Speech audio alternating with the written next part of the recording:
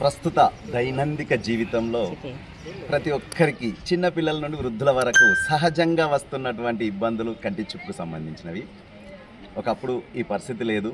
ఈ టీవీలు సెల్ ఫోన్లు వచ్చినాక ఈ ఇబ్బందులను గుర్తించినటువంటి సుందరయ్య నగర్ 35వ వార్డు మా సిరిసిల్ల పట్టణ సెక్రటరీ సూరం వినయ్ గారు వర్ష హాస్పిటల్ వారి సౌజన్యంతో ఈరోజు ఇక్కడ ఈ కాలనీ వాసులకు ఒక మంచి వైద్య సదుపాయం అందించాలనే సదుద్దేశంతో ఈ క్యాంప్ ఏర్పాటు చేయడం జరిగింది.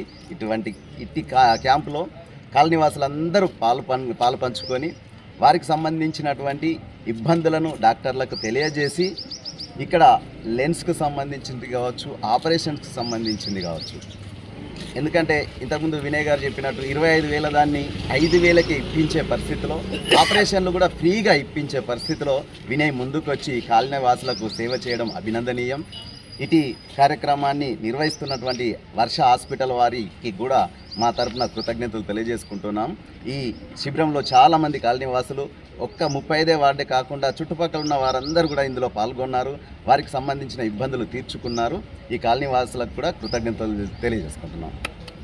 సిరిసిల్ల పట్టణంలోని 35వ వార్డు సుందరయ్య నగర్ ప్రజలకు శ్రీ వర్ష కంటి దవాఖానా వారి సారథ్యంలో నా ప్రోత్సాహంతో హాస్పిటల్ వారు ఇక్కడికి వచ్చి ఇక్కడ కంటి పరీక్షలు, కంటి ఆపరేషన్కి సంబంధించిన చికిత్సలు ఇక్కడ చేయడం జరిగింది.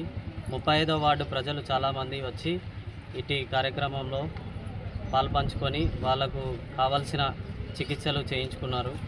అట్లనే ఆపరేషన్కు సంబంధించి వాళ్ళ వివరాలు ఇచ్చి వెళ్ళడం జరిగింది. ఇటు ఆపరేషన్ను కావాల్సిన ఖర్చును మేమే భరించుకుంటున్నాం. ఓన్లీ లెన్స్కి సంబంధించి 25,000కు విలువ చేసే లెన్స్ని 5,000కే వాళ్ళకు ఇవ్వడానికి హాస్పిటల్ వారు ఒప్పుకున్నారు. ఇట్టి అవకాశాన్ని మిగతా వార్డు ప్రజలు కూడా సద్వినియోగం చేసుకోవాలని కోరుకుంటున్నాం.